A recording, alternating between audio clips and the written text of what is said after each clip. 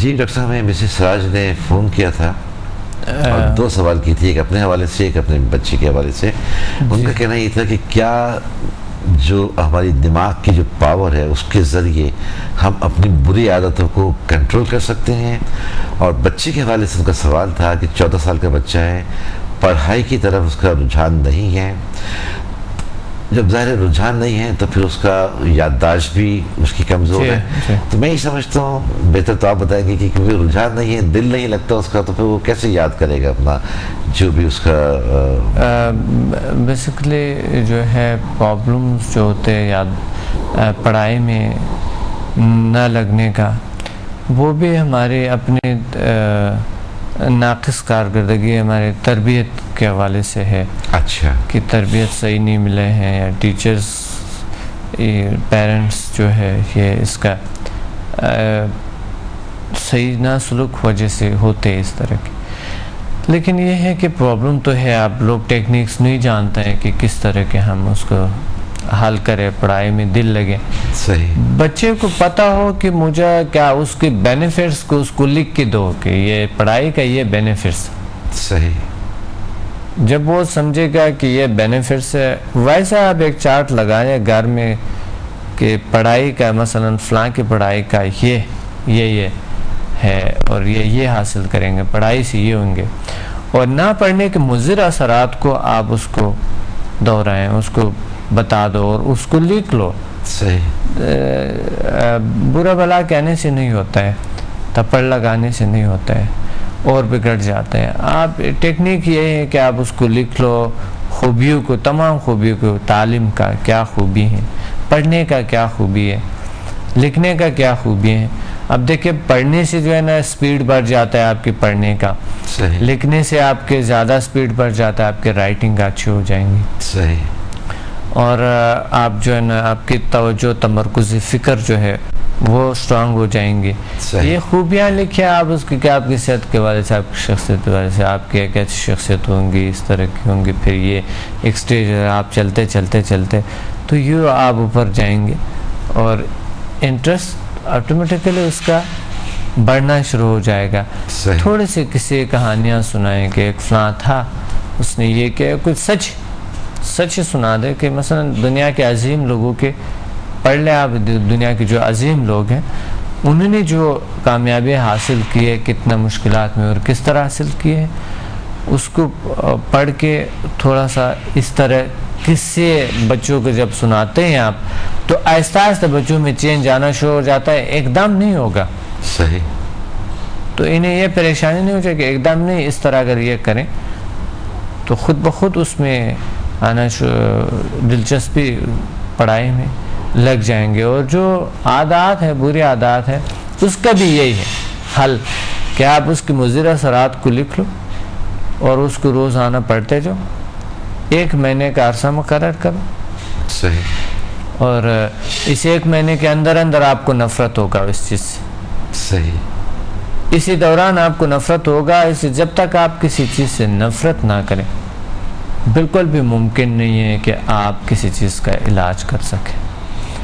نفرت شدید ہوگا تو آپ سگریٹ بھی چھوڑ سکتے ہیں، آپ جو دوسری نشیلی عادات ہے وہ بھی چھوڑ سکتا ہے. کوئی بھی عادات ہو، کوئی بھی کاہلی ہے، سستی ہے، یا ٹائم پہ نہ اٹھنا ہے، نہ لیٹنا ہے، یا کھانے کی جو ہے لوگوں کو ہے کہ ٹائم پہ نہ کھاتا ہے، نہ اٹھتا ہے، یا مثلا اگر کسی نے علاج کرنی ہے، ان نیچرل سلوک کرتا ہے، اس کی وجہ سے وہ بیمار ہے، تو اس عادت کو کیسے چھوڑے. کئی ایسے عادت ہوتے ہیں انسان میں. مقصد میرا یہ ہے جو کہ ناپسندیدہ عادت کسی میں بھی ہو، کسی میں بھی شخص میں ہو، جس کو عادات پسند نہیں ہے، اس کا اس طرح کریں کہ وہ مضر اثرات لکھ لیں. 1 مہینے کا ٹائم مقرر کریں اور اس وقت تک ہر روز وہ مضر اثرات پڑھتے جائیں. روزانہ 1 بار پڑھیں. دیکھ لے کتنا نفرت ہوگا اس عادت سے اور وہ عادت کو چھوڑے گا. چند دن بعد اسے نفرت ہونے لگتا ہے. 1-2 دن میں نفرت آنا شروع ہو جاتا ہے. جی. اور 3-4 دن کے بعد آپ یہ سمجھتا ہے کہ بس ابھی چھوڑا جائے، لیکن چھوڑنا نہیں. ابھی عادت کو جاری رکھیں. صحیح. جب تک آپ کی شدید نفرت نہ ہو جائے. وہ جب آپ مثلا سگریٹ کے پیتا جائیں تو شدید نفرت ادھر سے آپ پڑتا ہے اس کی اتنی مضر اثرات ہے تو پھر بھی پیتا جائے نفرت آنا شروع ہو جائے. لیکن یہ ایسا نہیں کہ سب کو پتہ ہے کہ